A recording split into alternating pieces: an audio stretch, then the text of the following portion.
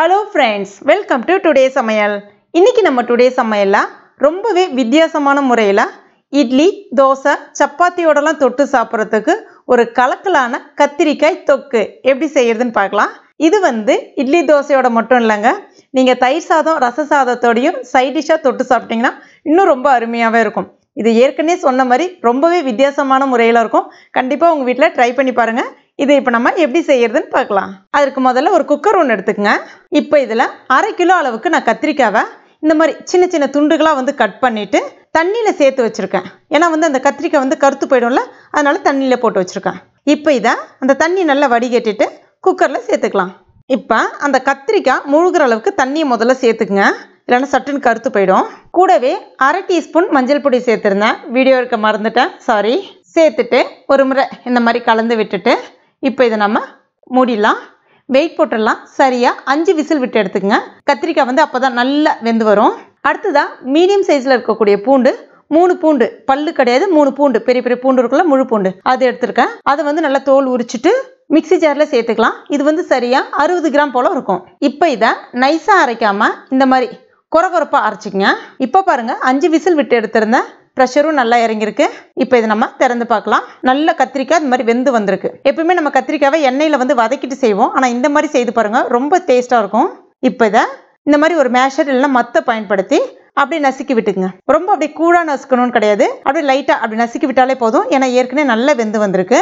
இந்த மாதிரி செய்யும்போது கத்திரிக்காய் சடனாக வாயில மாட்டாது உங்களுக்கு, ஆனால் டேஸ்ட் செம்மையாக இருக்கும்.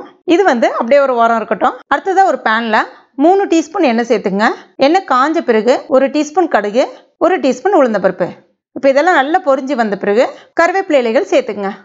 அடுத்ததான் 2 மீடியம் சைஸ் பெரிய வெங்காயம் நல்லா பொடிசாக கட் பண்ணிட்டு எடுத்துருக்கேன், சேர்த்துக்கலாம். இதில் வெங்காயம் கொஞ்சம் கூடுதலாக சேர்த்து செய்யும்போது அதனுடைய சுவை ரொம்பவே அட்டகாசமாக இருக்கும்.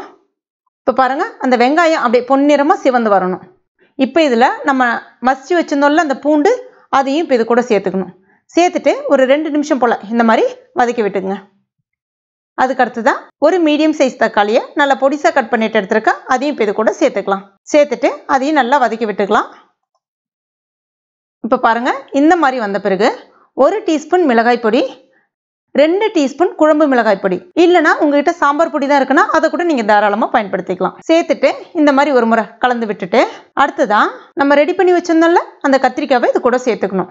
ஒரு முறை கலந்து விட்டுக்குங்க. ஒரு 3 நிமிஷம் நல்லா அப்படியே கொதிக்கட்டும். அதுக்கப்புறமா இதுக்கு தேவையான அளவுக்கு உப்பு சேர்த்துட்டு ஒரு சின்ன துண்டு நெல்லிக்காய் சைஸ் அளவுக்கு புளியை கரைச்சிட்டு அந்த தண்ணி மட்டும் வடித்து எடுத்து வச்சிருக்கேன், அதையும் இப்போ இது கூட சேர்த்துக்கலாம். புளி ரொம்ப நிறைய சேர்த்துறாதீங்க, குறைவாக சேருங்க, அப்போ தான் நல்லாயிருக்கும். இப்போ இதையும் ஒரு முறை கலந்து விட்டுட்டு மூடி வச்சுருங்க. ஸ்டவ்வை மீடியம் ஃப்ளேமில் வச்சுக்கோங்க. அந்த புளியோடைய பச்சை வாசனை போகிற அளவுக்கு கொதிக்க வைக்கணும். அதே சமயத்தில் ஓரங்களில் நம்ம ஊற்றின எண்ணெய் பிரிஞ்சு வரும். அவ்வளோதாங்க, சூப்பரான கத்திரிக்காய் தொக்கு ரெடி ஆயிடுச்சு. கடைசியாக இது மேலே கொஞ்சமாக கொத்தமல்லி இலைகள் தூவிட்டு பரிமாறணும்னா ரொம்ப அருமையாக இருக்கும். இது செய்யும்போது வீடு ஃபுல்லாக நல்ல ஒரு வாசனை வரும். இது இட்லி, தோசை, சப்பாத்தியோட தொட்டு சாப்பிடும்போது ரொம்ப அருமையாக இருக்கும். இல்லைனா தயிர் சாதம், ரச சாதம், சாம்பார் சாதத்தோடையும் சைட் டிஷ்ஷாக தொட்டு சாப்பிட்லாம். நீங்கள் எங்கேயாவது வெளியூருக்கு போகிறீங்க அப்படின்னா இதில் நம்ம புளி சேர்த்துருக்கோன்றதுனால இந்த மெத்தடில் நீங்கள் செய்து எடுத்துகிட்டு போகலாம்.